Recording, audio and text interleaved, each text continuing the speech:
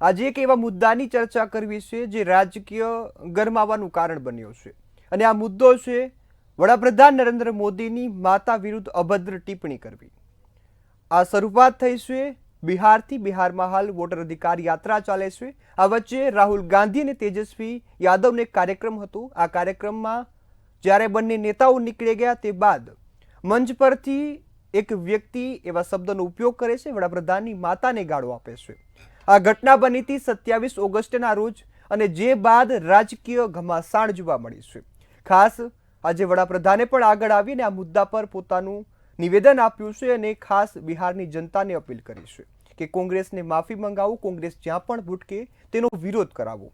મહત્વની વાત એ છે કે અમુક લોકો આને રાજકીય સ્ટન્ટ માની રહ્યા છે, કારણ કે હાલ કોંગ્રેસ બિહારમાં વોટર અધિકાર યાત્રા કરે છે। જે જનતા એકઠી થાય છે તે ભાજપથી સહન નથી થતું તેવા પણ આક્ષેપ લાગ્યા છે। અને ખાસ જો વાત કરીએ તો આ રાહુલ ગાંધી કે તેજસ્વી યાદવ દ્વારા આ ટિપ્પણી નથી કરવામાં આવી। આ ટિપ્પણી કોંગ્રેસના કાર્યકર્તા દ્વારા કરવામાં આવી અને જેના વિડીયો હાલ ફરતા થયા છે। જે બાદ હવે ભાજપે માંગ કરી છે કે કોંગ્રેસ, રાહુલ ગાંધી, જે તેજસ્વી યાદવ આ મુદ્દા પર માફી માંગે અને કોંગ્રેસ આ મુદ્દા પર માફી માંગવાની હજુ કોઈ પ્રતિક્રિયા આવી નથી। આ મુદ્દે આજે હવે વડાપ્રધાને લાઈવ આવી અને દેશવાસીઓ, ખાસ બિહારવાસીઓને સંબોધન કર્યું અને જણાવ્યું કે આ માત્ર મારી માતાનું અપમાન નથી, આ દેશની માતા, દીકરી અને બહેનનું અપમાન છે। જે બાદ તેઓએ કહ્યું કે છઠ પૂજા આવે ત્યારે કોંગ્રેસ માફી માંગે। બિહારની ધરતી પરથી આ પ્રકારનું જે નિવેદન છે તે યોગ્ય નથી। પરંતુ અહીં મહત્વની વાત એ છે કે હવે રાજકારણમાં માતા ક્યાંથી આવી, માતાને સામેલ કેમ કરવામાં આવે છે? વડાપ્રધાન હોય કે કોઈ સામાન્ય વ્યક્તિ, તમામની માતા એ માતા જ હોય છે, પોતાની સન્માનીય વ્યક્તિ હોય છે। ત્યારે આવી ટિપ્પણી કરવી એ યોગ્ય નથી। પરંતુ મહત્વની વાત એ પણ છે કે જે વ્યક્તિ દ્વારા આ ટિપ્પણી કરવામાં આવી હતી અને વ્યક્તિ છે મોહમ્મદ રિઝવી ઉર્ફે રાજા, કે જેની ધરપકડ પણ થઈ ગઈ છે ને કોંગ્રેસ કહી રહી છે કે તેમની સામે જે પણ કાર્યવાહી કરવી હોય તે કરો, અમે મંજૂર છીએ, તેની ભૂલ છે, હવે આ ગાળો ન આપવી જોઈએ। ત્યારે હવે આ મુદ્દા પર ગરમાવો એટલા માટે આવ્યો છે કે વોટર અધિકાર યાત્રા ચાલે છે। આ વચ્ચે કોંગ્રેસ, ભાજપ એકાબીજા પર આક્ષેપ કરે છે અને વિરોધ પ્રદર્શન કરી રહ્યા છે। આજે આપણે પણ આ સીધો સંવાદમાં આ મુદ્દા પર ચર્ચા કરવી છે કે રાજનીતિમાં માં કેમ।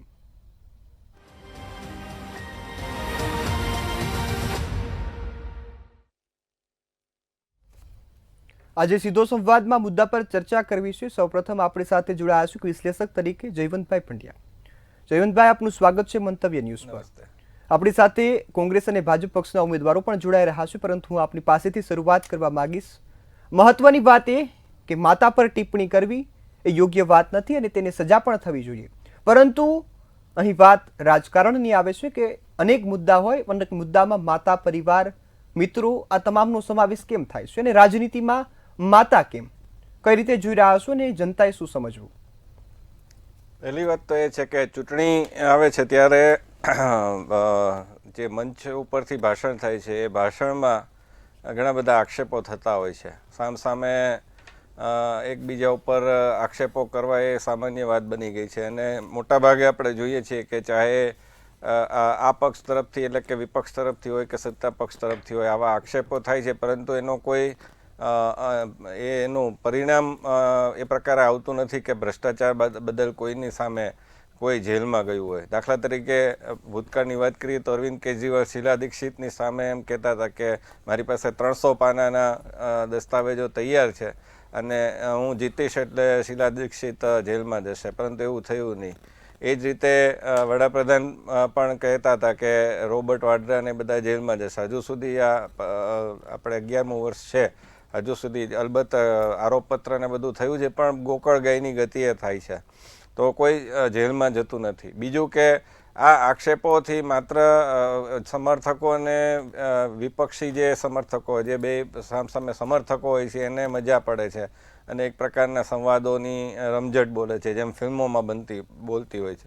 પરંતુ એમાં હવે જે દિન પ્રતિદિન સ્તર કથળી રહ્યું છે એ સ્તર કથળવાનું જે ચિંતા છે એ આપણે સમાજના ચિંતક તરીકે કરવી જોઈએ કે આ પ્રકારના શબ્દો અને એમાં પણ જે કહેવાય કે ગાળ એ કેમ બોલાઈ રહી છે। તો હું આનું કારણ માનું છું કે આજે ઓવરઓલ સમાજમાં ફિલ્મોની રીતે કે વેબ સિરીઝની રીતે કે બીજી બધી રીતે એક ગાળ બોલવી એ જાણે કે સામાન્ય બાબત થઈ ગયું. હમણાં અમેરિકી એક અર્થશાસ્ત્રી છે, એણે પણ આ ટ્રમ્પના માટે ખરાબ શબ્દ વાપર્યો.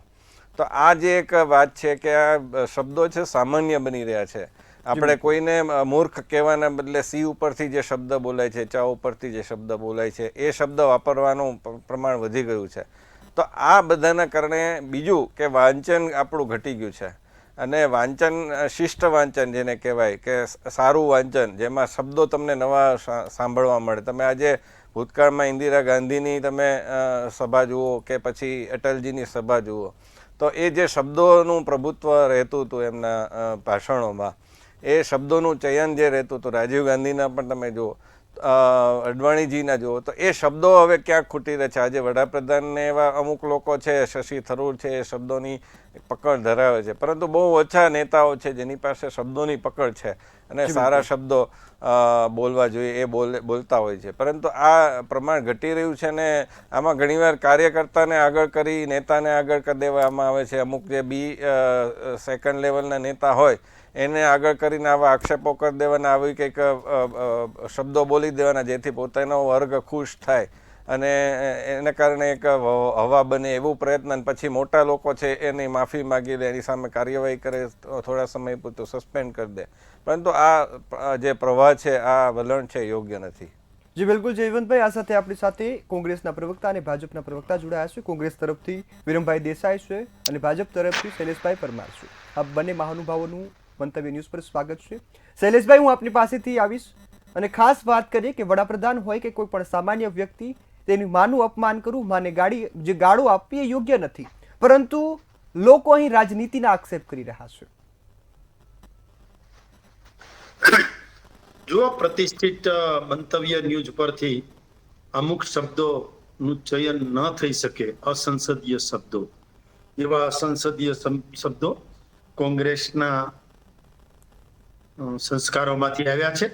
આપણે સૌ જાણીએ છીએ કે એવા શબ્દોનું ચયન થયું હતું. એક વડાપ્રધાન પદ અને એની ગરિમા, એ હમણાં વાત કરતા હતા વિશ્લેષક શ્રી, એ ગરિમા ચૂકી ગયા છે. તો એ પ્રકારની ગરિમા અત્યારે ચૂકાઈ ગઈ એમ લાગે છે. અને આ પહેલી વખત નથી.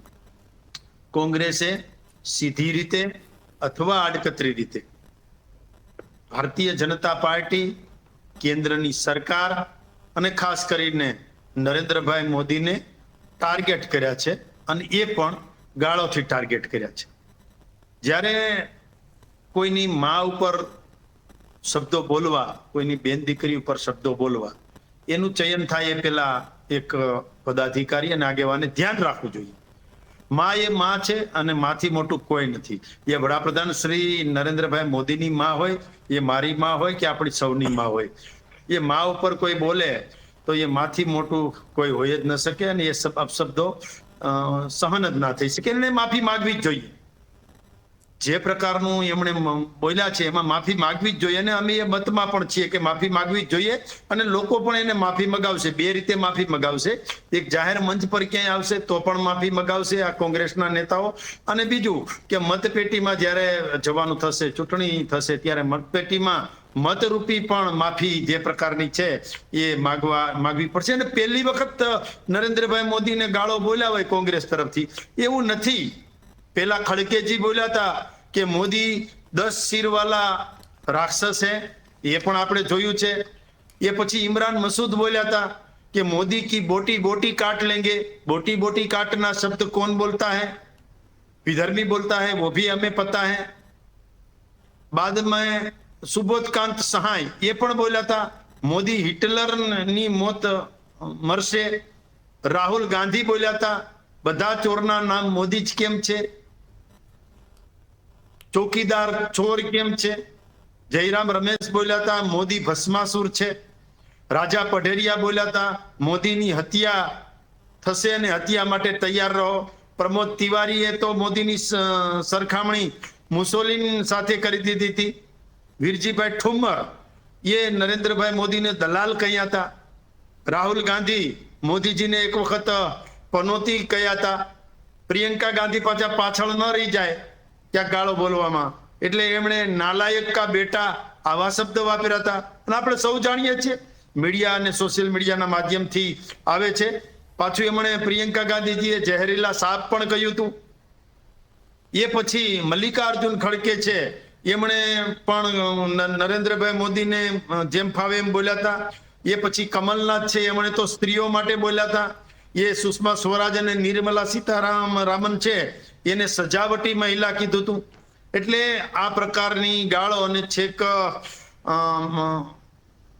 ચોકીદાર ચોરથી લઈ હિટલરથી લઈ અને જે પ્રકારની ગાળો દે છે એનો જવાબ પણ લોકો આપે છે. પણ તમે કહ્યું એમ જે પ્રકારે ચયન થવું જોઈએ શબ્દોનું, એ શબ્દોનું ચયન થતું નથી. અને આના કારણે લોકોમાં ક્યાંક ને ક્યાંક રોષ છે. કોંગ્રેસ સીધી રીતે બોલી નથી શકતું, તો જ્યાં રાહુલ ગાંધી અને મલ્લિકાર્જુન ખડકે અને એમના સહયોગી પાર્ટીના લોકો હોય છે એની મંચ પરથી આવું બોલાય એ ક્યાંક ને ક્યાંક વ્યાજબી નથી. એના માટે કોંગ્રેસ અને રાહુલ ગાંધી તો ક્યાંક ટ્વીટ પણ નથી કરતા, માફી પણ નથી માંગતા, એમ પણ નથી કહેતા કે એમણે ખોટું કર્યું છે, અથવા તો એમ પણ નથી કહેતા કે એની ચાલો ખોટું કર્યું છે એમ ન કહે તો રાહુલ ગાંધીજી એમ કે એ જે બોલ્યા છે, મોદીને ગાળો બોલ્યા છે, એના સમર્થનમાં છે. એમ કહી દો ને કે ભાઈ અમે જ કીધું હતું ને અમે પાછળથી એમને કીધું હતું બોલજો, તો પણ ચાલે. નહીતર એમ ના કીધું હોય તો કહેવાય કે આવું ન બોલવું જોઈએ, એ એમનો વ્યક્તિગત નિર્ણય છે. આવી કઈક વાત રજૂઆત કરવાનો હવે સમય છે. સોશિયલ મીડિયા અને હવે અત્યારે ઓનલાઈન ડિજિટલ નરેન્દ્રભાઈ મોદીના કારણે ડિજિટલ ઇન્ડિયાના કારણે ડિજિટલાઇઝેશન થઈ ગયું છે. એટલે કોઈ પણ બાબતેથી ક્યાંયથી કોંગ્રેસના એક પણ નેતાએ આ નિવેદન જે ગાળો બોલવાનું છે એનું ખંડન નથી કર્યું. એનો મતલબ શું થાય એ તમામ ડિબેટરોએ જોવું જોઈએ. જી બિલકુલ શૈલેષભાઈ. આ સાથે જ જયવંતભાઈ, હું આપની પાસે આવવા માંગીશ. આ મુદ્દા પર એક વિશ્લેષક તરીકે ખાસ કોંગ્રેસ એવો પણ આક્ષેપ કરે છે કે જે ગાળો દેવાવાળો માણસ એટલે કે મોહમ્મદ રિઝવી ઉર્ફે રાજા, તેની અત્યારે તો ધરપકડ થઈ ગઈ છે, તેની સામે કાર્યવાહી પણ થઈ રહી છે, તે ભાજપનો માણસ છે તેવો કોંગ્રેસે આક્ષેપ કર્યો. અને આ સાથે કે તમે એને સજા કરો, પરંતુ રાહુલ ગાંધી માફી શા માટે માંગે? કારણ કે રાહુલ ગાંધી અને તેજસ્વી યાદવ એ મંચ પર હાજર ન હતા. કઈ રીતે જોઈ રહ્યા છો? એટલે આ એક છટકબારી હોય છે અને એમાં કોઈ પક્ષ બાકાત નથી. તમે જુઓ કે ભાજપમાં પણ કૈલાસ વિજયવર્ગીય હોય કે પછી બીજા અમુક સેકન્ડ રોડના નેતા હોય છે, એ ઘણીવાર ઘણા બધા ખોટા શબ્દો બોલતા હોય છે. પણ હા, આટલી નિમ્ન સુધી કોઈ ગયું નથી. અને કોંગ્રેસમાં અથવા તો લાલુ પ્રસાદ યાદવે તો કેવા શબ્દો ભૂતકાળમાં વાપર્યા હતા. એનું એક પેલું છે ભૂરા કો સાફ કરો કે એવું કંઈક શબ્દ વાપરો તો એમાં બ્રાહ્મણને આન તેને બધાનો સમાવેશ થતો હતો. એ પ્રકારનું આખું 90ના દાયકામાં જે રાજનીતિ એમણે કરી હતી એ પછાતની રાજનીતિના ભાગરૂપે એમણે આ શબ્દ વાપર્યા હતા. તો માયાવતીએ એવું કીધું હતું કે તિલક તરાજુ ઓર તલવાર ઇનકો મારો જૂતે ચાર, એ પ્રકારની રાજનીતિ. પરંતુ પછી એમને ખ્યાલ આવી ગયો કે કોઈ પણ સમાજને અલગ કરીને આપણે ચૂંટણી જીતી શકશું નહીં, અને એ જે બ્રાહ્મણ સમાજ હોય કે ક્ષત્રિય સમાજ હોય કે પછી વાણિયા સમાજ હોય, બધાને એને સાથે લેવાની ફરજ પડી અને પછી જ 2007માં એ સત્તામાં આવી શક્યા હતા.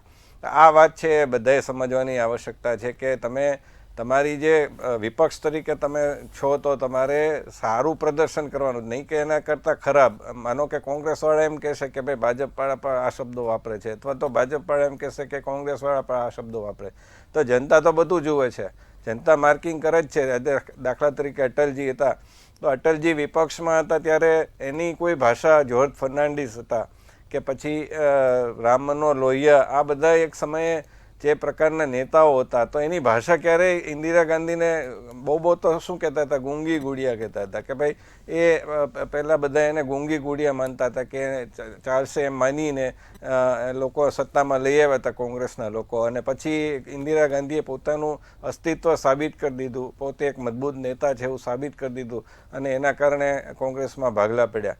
પરંતુ એ વાત, એ શબ્દો છે એક સમજી શકાય એવું છે. દાખલા તરીકે 1998માં જ્યારે અટલજી અહીંયા આવ્યા હતા અને ચૂંટણી હતી, ત્યારે એમણે બહુ સરસ રીતે કોંગ્રેસ માટે કીધું હતું કે એનું શાસન કેમ જવું જોઈએ. તો એના માટે શબ્દો વાપર્યા હતા કે આશિક કા જનાજા હૈ જરા ધૂમ સે નિકલે, એટલે કે હવે કોંગ્રેસની સરકારને વિદાય આપવાનો સમય આવી ગયો. તો આ એક તમે કવિતાઓ, શેરો શાયરી આ બધાનો ઉપયોગ કરીને પણ, તમે વાર્તાઓનો ઉપયોગ કરીને પણ આ પ્રકારનું તમે કહી શકો છો, પરંતુ એ વાંચન હોવું જોઈએ. એ તમારે એની માટે થોડો અભ્યાસ હોવો જોઈએ. આજે થયું છે એવું કે એક છીછરા લોકો છે એ ધીમે ધીમે તમે આજે જુઓ કે તમે સોશિયલ મીડિયામાં આવ્યા પછી પણ હવે કોઈ પેલું નથી. ખાસ કરીને રાહુલ ગાંધી ને અરવિંદ કેજરીવાલ એણે વડાપ્રધાનને તુકારે શબ્દ બોલાવે છે, વો આયા થા ને વો આયેગા ને ઉસકો જનતા જૂતે મારેગી ને આ પ્રકારના શબ્દો છે એ વાપરે છે.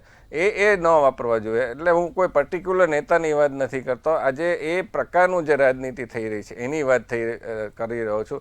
આમાં એક પક્ષ કે બીજા પક્ષની વાત નથી. દરેક પક્ષમાં આ પ્રકારનું, રાહુલ ગાંધી માટે પણ ભાજપમાંથી ઘણા બધા ખરાબ શબ્દોને એને બ્રાન્ડ કરી દેવામાં આવે છે, પપ્પુને એ બધું. એની જે કંઈ અમુક નિવેદનો એવા હોય છે, પરંતુ એનો અર્થ એ નથી કે તમે કોઈને આ પ્રકારના નામથી બોલાવો. જી બિલકુલ. એટલે એ વાતનું ધ્યાન રાખવાની આવશ્યકતા છે.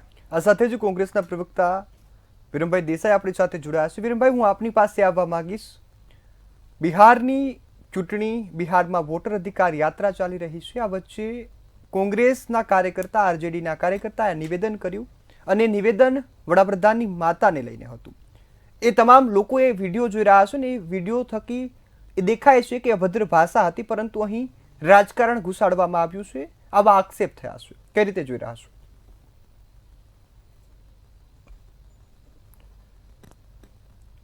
સાથે કનેક્શનના કારણે તેઓ નીકળી ગયા છે. હું શૈલેષભાઈ, હું આપની પાસે આવવા માંગીશ. ખાસ વાત અહીં એ છે કે રાજકારણમાં માત્ર પક્ષ વિપક્ષની વાત નથી, પરંતુ રાજકારણમાં હવે માને ઘુસાડવામાં આવ્યું છે. જી શૈલેષભાઈ. સમાજ નીતિ, સામાજિક તાણવાળાઓ એની જગ્યાએ હોય છે,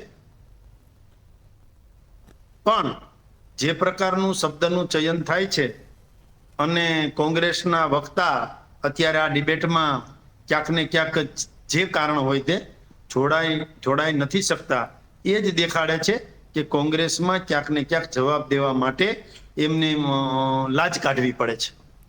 એમના કાર્યકર્તા, એમના આગેવાનો જ્યારે કોઈ નેતાઓને મુકાઈ જવું પડે, એ જ બતાવે છે કે ક્યાંક ને ક્યાંક કોંગ્રેસ આ બાબતમાં બેકફૂટ પર આવી છે. કોંગ્રેસને લોકોએ જાકારો આપી દીધો છે. કોંગ્રેસની નાવ હવે ડૂબતી નાવ છે. એટલે એ સ્ત્રીઓ ઉપર લાંછનો લગાડવાના કામો કરશે, કોઈની મા બેન દીકરીઓ વિશે અપશબ્દો બોલવાનું કામ કરશે. કોંગ્રેસ સુપ્રીમ કોર્ટ વિશે બોલશે, કોંગ્રેસ હાઈકોર્ટ વિશે બોલશે, કોંગ્રેસ ન્યાયતંત્ર વિશે બોલશે, હું આપની પાસે ફરીથી આવું. વિશે બોલશે. કોંગ્રેસના પ્રવક્તા આપણી સાથે જોડાયા છે. કોંગ્રેસ બોલશે કારણ કે એમને હાર એ ભાળી ગયા છે. જી બિલકુલ શૈલેષભાઈ, હું આપની પાસે ફરીથી આવું. વિરમભાઈ, હું આપની પાસે આવવા માંગીશ. ખાસ અહીં વાત એ છે કે રાહુલ ગાંધી અથવા તેજસ્વી યાદવે આ નિવેદન નથી આપ્યું, અને નિવેદન આપ્યું એ કાર્યકર્તાએ, અને કાર્યકર્તા કોંગ્રેસ એવો આક્ષેપ કરે છે કે ભાજપનો માણસ છે અને તેની ધરપકડ થઈ ગઈ છે. કોંગ્રેસ તેની પર કાર્યવાહી કરવા માટે સહમત છે. કઈ રીતે જોઈ રહ્યા છો કે ભાજપે આ મુદ્દાને હવે વિરોધ પ્રદર્શન તરીકે લઈ ગયા છે?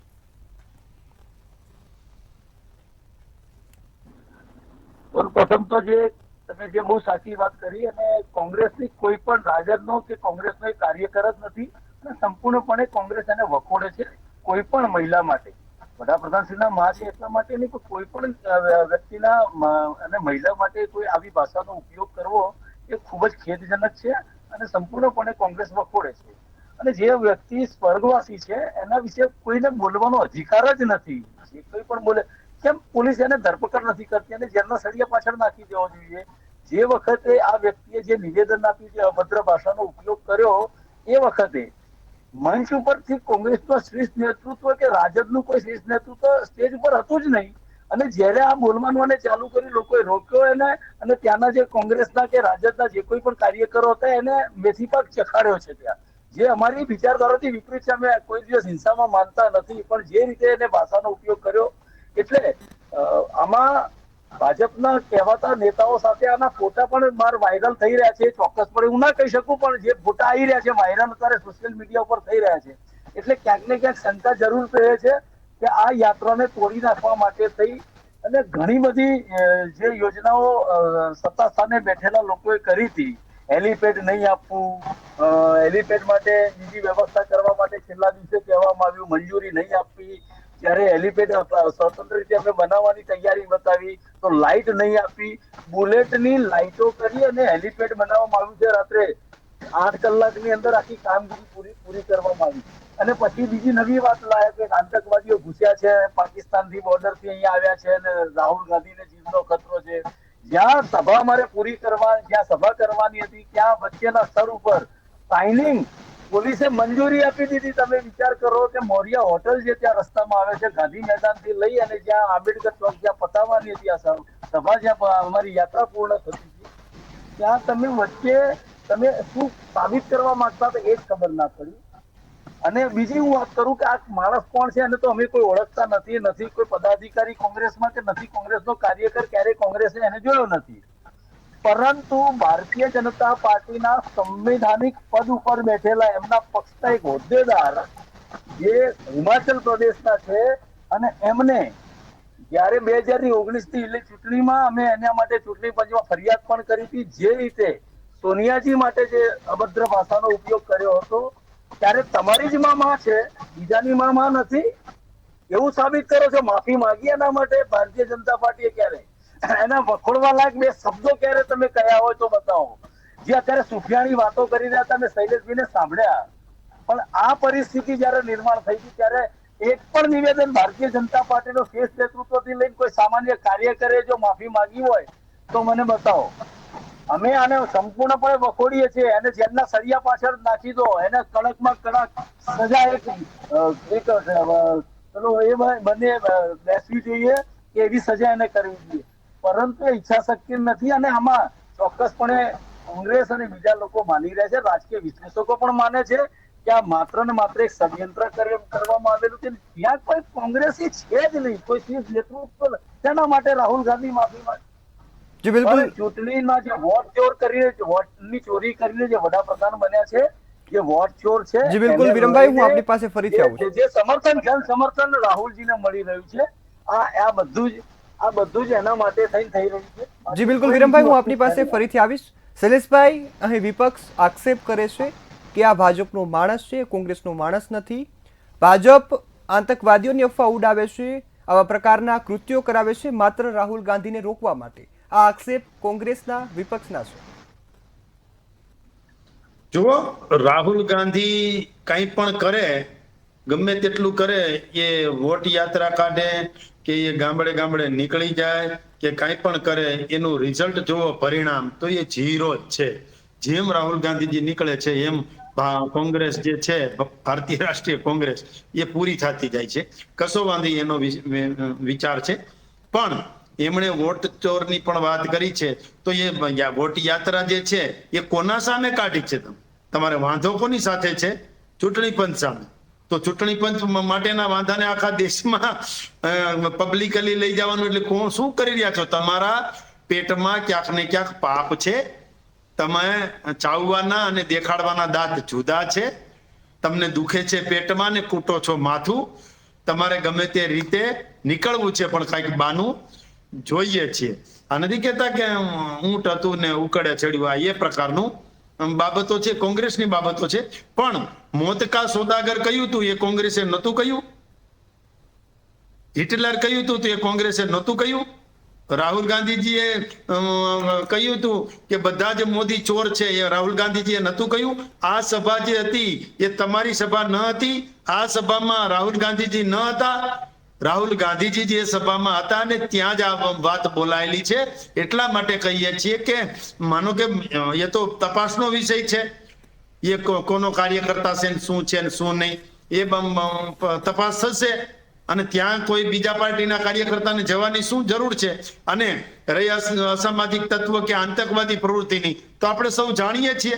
નરેન્દ્રભાઈ મોદીની સરકાર ગુજરાતમાં હતી ત્યારે પણ 2002 થી જે આતંકવાદીઓ પ્રવૃત્તિ ઉપર જે બુલડોઝર ફેરવ્યું હતું, એ પછી હવે આતંકવાદીઓને જીવતા આવવું હોય તો વિચાર કરવો પડે, કારણ કે અહીંયા આવવું એટલે મરવા જ આવવું પડે ગુજરાતમાં.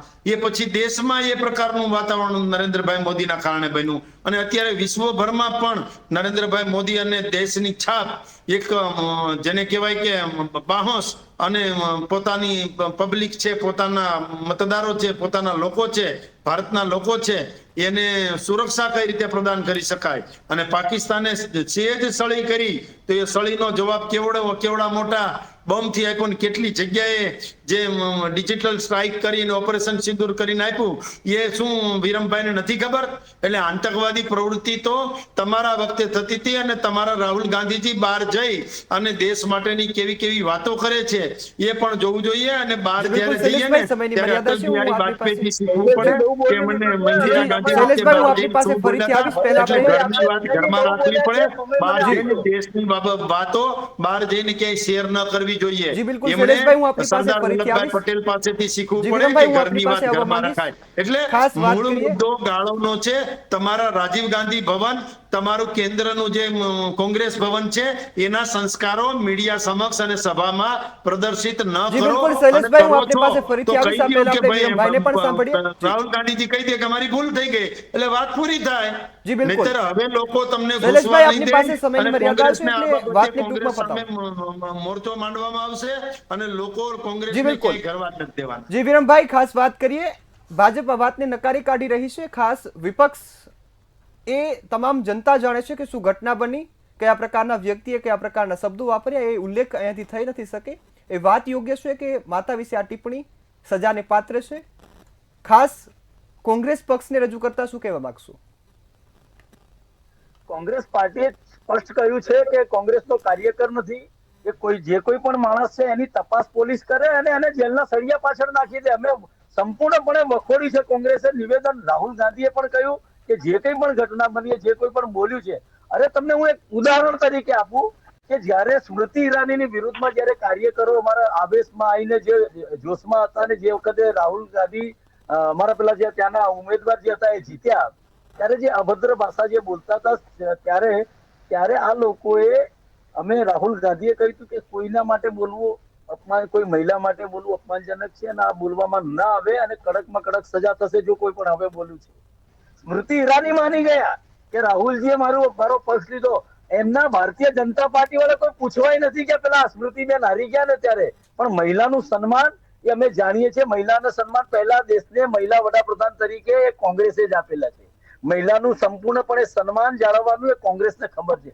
પણ માત્ર ને માત્ર આવા ગતગંડા ઉભા કરી પ્રોપેગેન્ડા ફેલા. હવે બહુ થયું. ક્યાં સુધી? જયારે ચૂંટણીના નોટબંધી થઈ ત્યારે પોતાની માતાને લાઈનમાં ઉભા કરી અને રાજનીતિ કરવાની, પોતાની માને રાજકારણમાં ખેંચી લાવવા. એ હીરાબા, સ્વર્ગીય હીરાબા આદરણીય પૂજનીય છે, માતા તુલ્ય. એ આજે સ્વર્ગમાં આજે અહીંયા છે નહીં અને એમના નામે રાજકારણ કરવાનું એ હવે શોભતું નથી ભારતીય જનતા પાર્ટીને. અને હું ફરીથી કહું છું કે કોંગ્રેસે આને વખોડ્યું છે. ખૂબ જ નિંદનીય છે. આ ઘટના ન બનવી જોઈએ, પણ જે બની છે પોલીસ આની તપાસ કરે અને જે આરોપી છે એને કડકમાં કડક સજા થવી જોઈએ. એ કોંગ્રેસની માંગણી છે.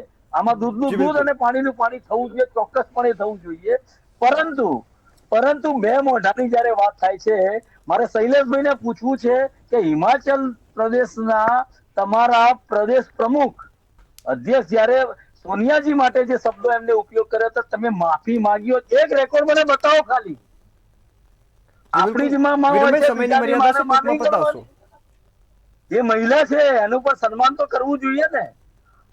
કોંગ્રેસમાંથી મહિલા અધ્યક્ષ જયારે બન્યા સોનિયાજી, રાજકારણમાં જયારે આવ્યા અને અહીંયા લગ્ન કરીને ભારતની અંદર આવ્યા, ત્યારે તમે એક ભારતીય સંસ્કૃતિને એમને અપનાવી લીધા. એમનો પલ્લુ છે ને માથા ઉપરથી ક્યારે પડતો નહીં જોયો હોય.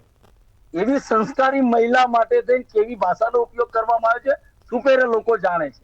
જી બિલકુલ વિરમભાઈ, આપણી પાસે સમયની મર્યાદા છે એટલે કાર્યક્રમને અહીં સમાપ્ત કરવો પડશે. આપ સૌ મહાનુભાવો મારી સાથે જોડાયા, મુદ્દા પર ખૂબ સરસ ચર્ચા કરીને માહિતી આપી, એ બદલ આપ સૌનો ખૂબ ખૂબ આભાર. ખાસ અહીં વાત રાજકારણની છે. એક તરફ વિપક્ષ યાત્રાઓ કરે છે, પક્ષ આક્ષેપ લગાડે છે, અપમાન થાય છે, વિરોધ પ્રદર્શન થાય છે અને હિંસક ઘટનાઓ બને છે. પક્ષ વિપક્ષ હવે આમને સામને એકાબીજાને નુકસાન પહોંચાડે તેવી ઘટનાઓને અંજામ આપે છે. ખાસ વાત માતાને અપમાનની છે, તો માતાનું અપમાન કરનાર વ્યક્તિને કડકમાં કડક સજા થાય તેવી દેશવાસીઓ પણ માંગ કરે છે. પરંતુ રાજકારણમાં માતા ન આવે એ વાત પણ સૌ કોઈ જાણે છે. હાલના મુદ્દામાં બસ આટલું જ. ફરી મળીશું એક નવા વિષય સાથે, નવા ચર્ચા સાથે. ત્યાં સુધી મને રજા આપશો. નમસ્કાર.